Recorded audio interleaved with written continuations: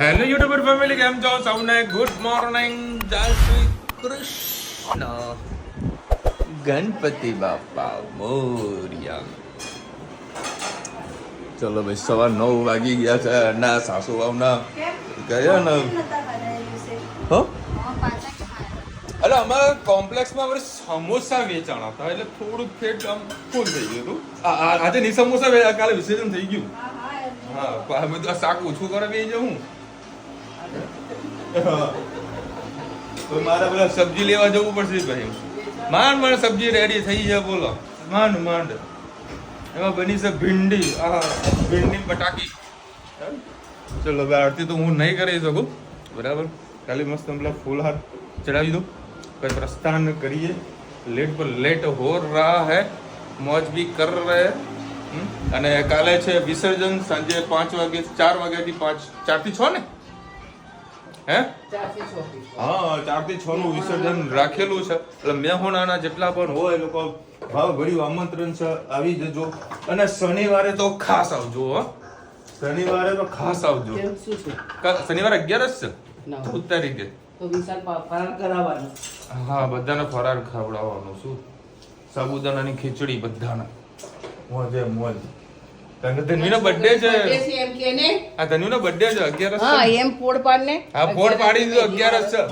જો એ ધન્વી આવી. ધનુ અમારે તો હેપી બર્થડે. મને કે તમે લઈને ના આવો, નીચે મમ્મા જ લઈને આવો. તો બેહી દસ શાંતિથી ઉપર શાંતિથી બેહી રહી છે. ફોન ચાલુ થઈ જશે. આ ધનવી અત્યારે વળી માટીનું ઓર્ડર કોકનો લીધો લાગે છે. જો આ પેલી કાશ્મીરી ગર્લ ના હોય, કાશ્મીરી ગર્લ. કાશ્મીરી ગર્લ, તાર હેપી બર્થડે તો હે ધનુ. હેપી બર્થડે તારું. થેન્ક યુ તો કે બધાને. હા એટલે રહી ગયા. બહુ દિવસ થયા આપણે ઘીનો વિડીયો નહીં બનાવ્યો, તો આજે તમને ઘીનો વિડીયો બતાવું. આજે જો અમારે આ એક ડબ્બો ભરીને અમારે મલાઈ નીકળી હતી. સવારે મેં 2 કલાક જેવી બહાર કાઢી લીધી અને પછી ચમચી વડે એને આવી રીતે આમ કરી લીધું હતું. તો તમે જોઈ શકો તો માખણ બધું મોટે ભાગે છૂટું પડી ગયું છે.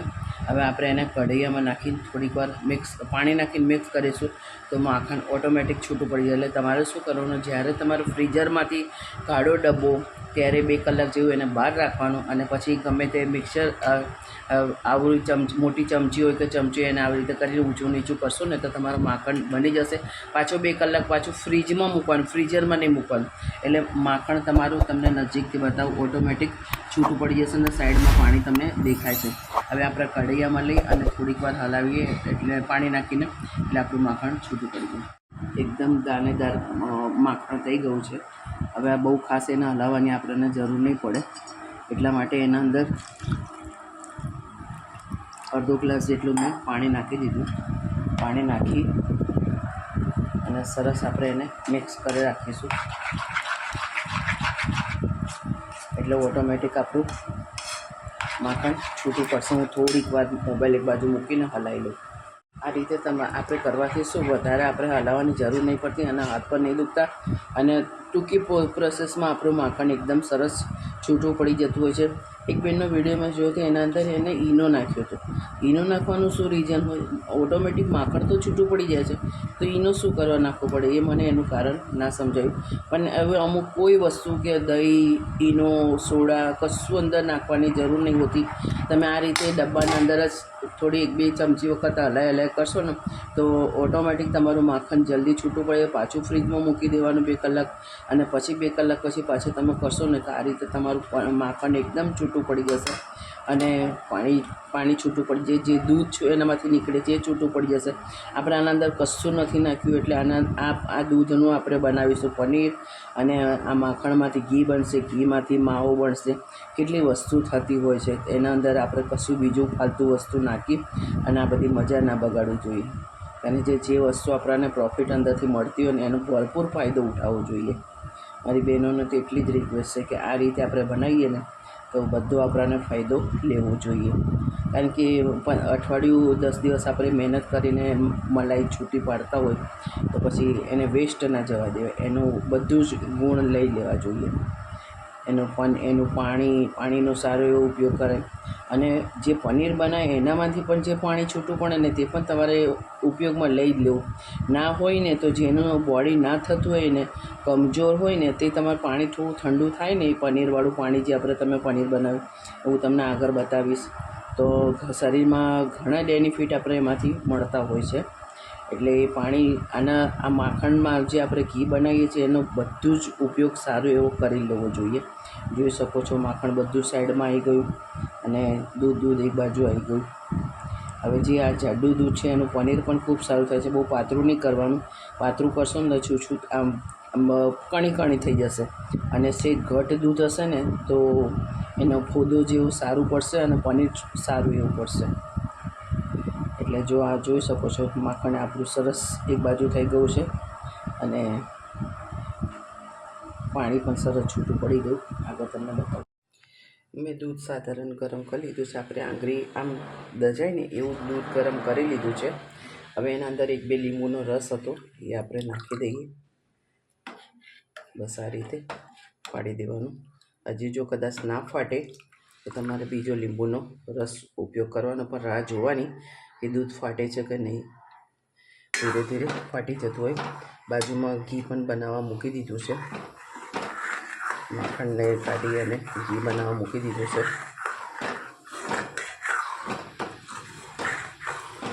અમે બસમાં ઘી બનાવવાનું બંધ કરી દીધું હતું કે ચાલો બજારનું બહારનું ઘી તૈયાર લાવીને ખાઈએ, પણ અડધું તેલ આવતું હોય ને એવું મિક્સ આવતું હતું.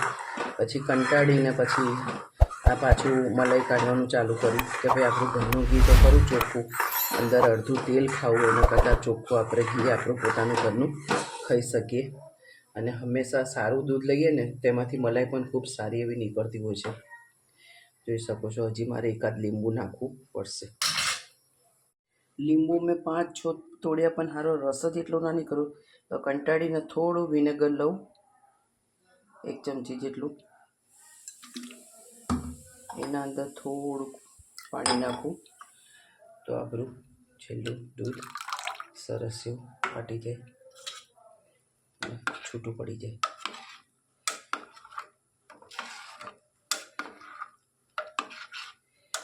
આપણી પાસે લીંબુ કામ ના કરતા હોય તો વિનેગરથી પણ આપણે દૂધને સરસ એવું ફાડી શકતા હોય છે.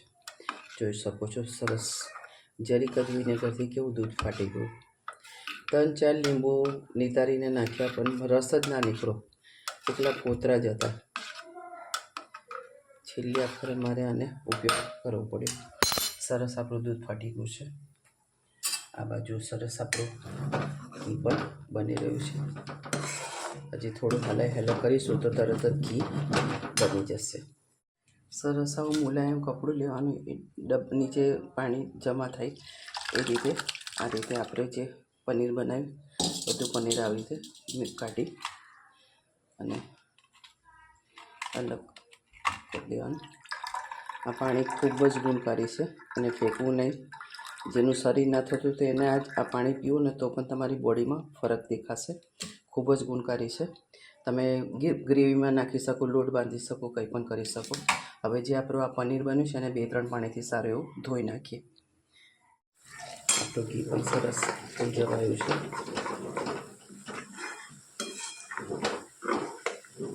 આ રીતે માખણ પણ સારું એવું છૂટું થાય અને ઘી પણ આપણું 200-250 ગ્રામ જેવું, 300 ગ્રામ જેવું આપણું ઘી પણ થાય તૈયાર.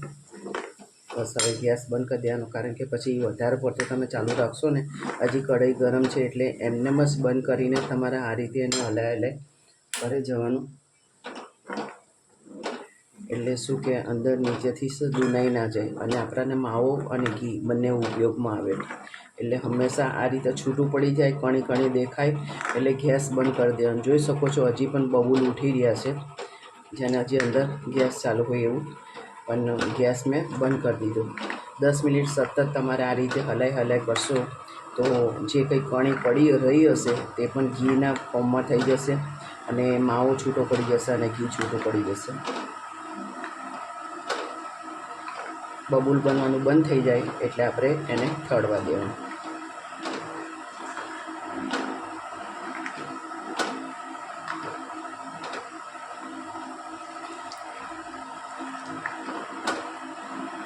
અમુક દિવસે મારું વિડીયો બનાવવાનું કારણ એટલું હોય છે કે ઘણી નવી નવી બહેનો હોય એ લોકોને આ બધું નાની નાની વાતો શીખવા મળે.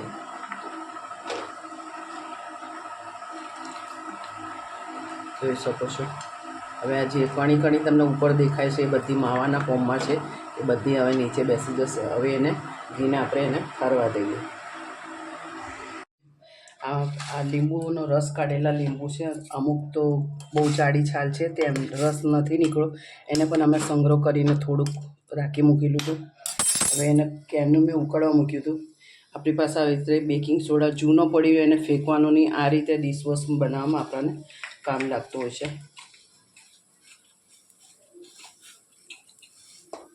કારણ કે જૂનો બેકિંગ સોડા પડ્યો હોય તો એમાં કશામાં ઉપયોગ નહીં થતો. એટલે આવી રીતે ડિશવોશમાં બનાવવામાં કામ આવે. 1-1.5 ચમચી જેટલો આપણે બેકિંગ સોડા નાખીએ. મીઠું આપણે 1-2 ચમચી જેટલું મીઠું નાખીએ અંદર.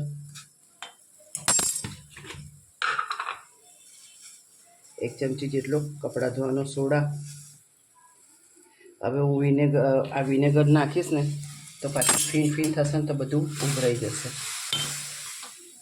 હવે હું લઈ લઉં મોટી તપેલી. થોડીક વાર આપણે એને સરસ ઉકળવા દઈએ. છેલ્લા આપણે નાખીએ વિનેગર. સરસ એને હલાયેલા.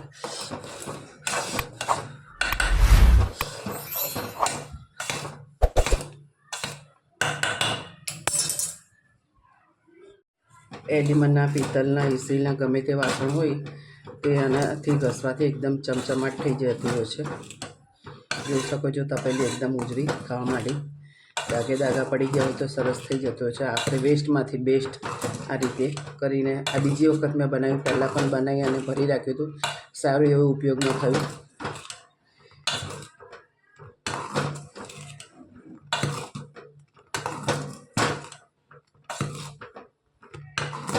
બાથરૂમ ધોવામાં, ટાઇલ્સો બધી સાફ કરવામાં આ લિક્વિડ ખૂબ જ સારું લાગે છે અને ફટાફટ ચોખ્ખું થઈ જાય છે.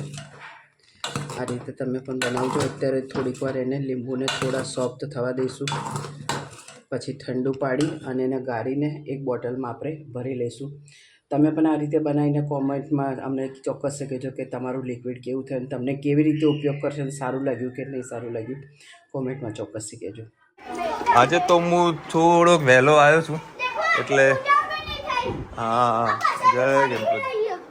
હા મને ખ્યાલ છે. ચલો ભાઈ 8:30 વાગ્યા છે અને આજે વહેલાસર નીકળ્યો હતો તો વળી મને આજે આરતીનો લાભ મળશે. રુચિતા બનાવી છે રોટલા. કેવી રીતે ટીવી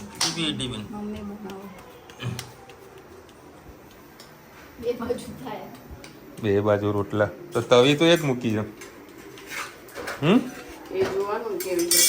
હા તો રુચિતા આમ બોલો અશોક ચક્રના જેમ રોટલો પકડી રાખતી હશે આમ. એ તો ઘણું પડીને બહાર આવી જાય. શું બનાવે રોટલાનું શાક. હા મરચા. કાલે જે જમવાડામાં જે મરચા હતા ભાઈ મમ્મી, મરચાના જે ભજીયા હતા, મોજ આવી ગઈ. જો કે વળી મેં 2 નાના પીસ જ ખાધા હતા, મજા આવી ગઈ. અને આજે આ લોકો મારી રાહ જોવે છે આરતીમાં. એટલે મને ખૂબ ગમી.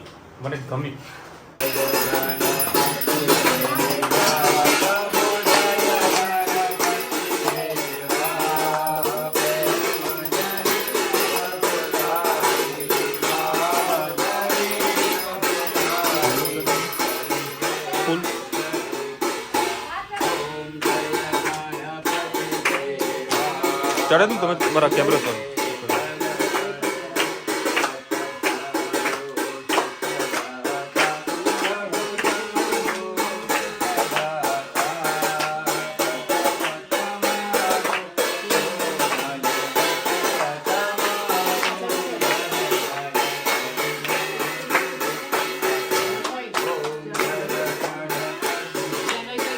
અરે ગયું.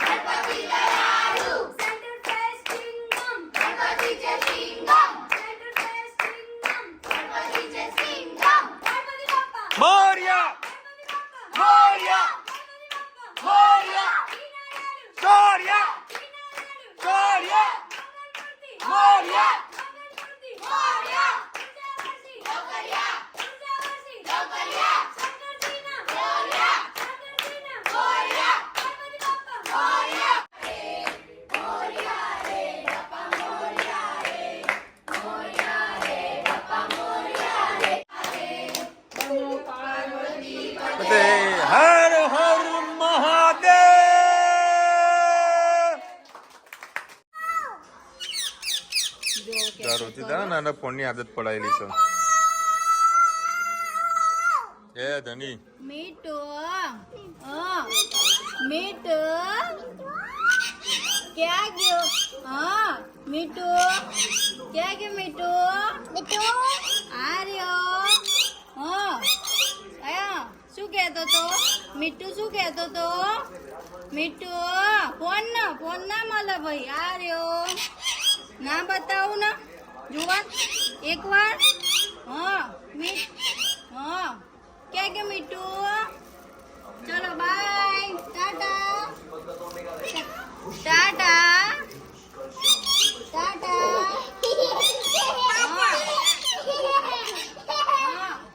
મીઠું મમ ખાવાનું મચ્છુ બતાવજે રીલ્સ બતાવજે રીલ્સ બતાવજે એ મચ્છુ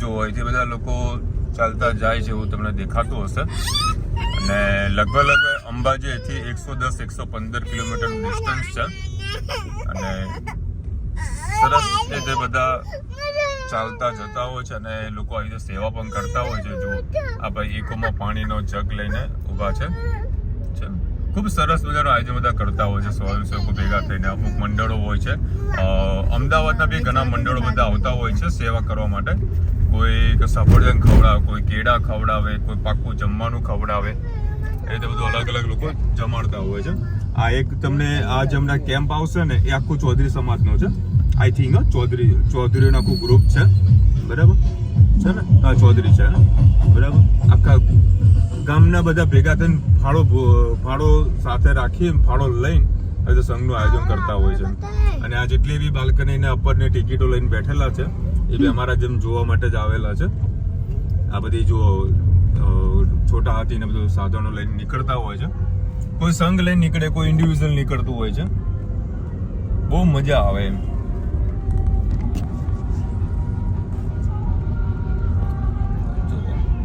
અને કાચ બંધ જ રાખ્યો ને કાપ એવું ગીતો વાગશે ને કોપીરાઇટ લાગશે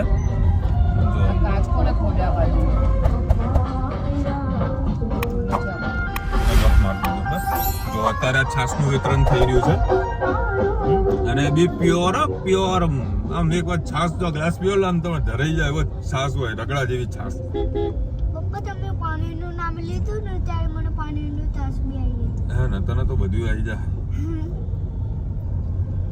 જો બધા ચાલતા જઈ રહ્યા છે માં અંબાનું નામ લઈને અને આ વખતે ગુજરાત ગવર્મેન્ટે ખૂબ જ સારી એવી ફેસિલિટી ને સગવડ બધી પ્રોવાઈડ કરેલી છે તમે પાછળ જે જોઈ રહ્યા છો એ અત્યારે ગરબાના ક્લાસીસ ચાલુ થયા છે અમારી સોસાયટીમાં ખબર નથી કે ભાઈ કલાકાર કોણ છે એવું છે એ ખબર નથી પણ બધાના ગરબા શીખવાડી રહ્યા છે બરાબર યસ સર યસ એટલે પણ કાર શીખવાડે બાપુ ગરબા ક્લાસ હોય ચાલુ કરી દીધા આવું અરે યાર એટલે ભાગી જાઓ બાપા ગરબાના ક્લાસ ચાલુ થયા હા મમ્મી ઊભી રહેશે ધનવી ઊભી રહેશે રુચિતા કે મારા નથી જોવા મને આવડે છે મને જો ટાઈમ નથી કારણ કે મારા ધનવી ગરબા રમવા દેવાની નથી લઈ જવા જેવું નથી હા ધનવીજાના ગરબા ગાવા નહીં દે મને ખબર છે ગળે સુધી વિશ્વાસ છે ધનવીજાન ચણિયા ચોળી બધું મંગાવશે પણ પોતે તો પહેરશે ને એનો કોઈને પહેરવા દેશે ને એને ગાશે તો નહીં તો પણ છતાં આપણે મારી મચડીને ટેટુડામાં એનો પર હા જો ટેટુડા તો કે તો ગરબા કરજે કને ટેટુડો કર દે ખાલી ટેટુડો તને આવડે છે ને હા સર અને કાલે છે 11 અને કાલે અમદાવાદ જવાનું નથી કારણ કે કાલે ઘરે આપણે રાખેલું છે વિસર્જન મહેસાણાના હો તો ભાવ ભર્યું આમંત્રણ છે મહેસાણા આવજો સાંજે 4 વાગ્યાથી સાંજના 6 વાગ્યા સુધી આપણી સોસાયટીમાં ગણેશજીને આપણે ફેરવીશું બરાબર અને પછી આપણે ઘર આગળ વિસર્જન કરીશું આવું કંઈક આયોજન આપણે કરેલું છે અને શનિવારે તો મારે અમદાવાદ જવું જ પડશે કારણ કે બહુ બધી રજા પડાય એવી નથી હા શનિવારે ધનવીનો બર્થડે છે પણ રજા પડાય એવી નથી બરાબર રજા નહીં પાડી શકું કોને યાદ કરે હું તો અહીંયા છું જ હા હજુ કોને યાદ કરે બરાબર એટલે શનિવારનો ધનવીનો બર્થડે તો ફટાફટ બધા વિશ કરજો યાર, એને ખુશ કરી નાખજો. ચલો મળીશું નવા વિડીયો સાથે, મોજ મસ્તીના સાથે. ત્યાં સુધી આપણે આપણો જય હિન્દ, ભારત માતા કી જય. અને વિડીયો ગમે તો ફટાફટ લાઈક કરો, શેર કરો, સબસ્ક્રાઇબ કરવાનું ભૂલતા નહીં. રાધે રાધે. રાધે રાધે. મારા સાસુનો બર્થડે ક્યારે? હમ. કાલે. હમ. તો 13 તારીખે, હમ. 14 તારીખે. ધનવીનો અને દાદીનો એક જ દિવસ. એક જ દાડા જન્મદિવસ છે. હા. આઈ થિંક એક અમે સબસ્ક્રાઇબરે કોમેન્ટ કરી હતી. 14 નો. હા, એક જ કેકમાં 2 ભાગ પડવાના છે.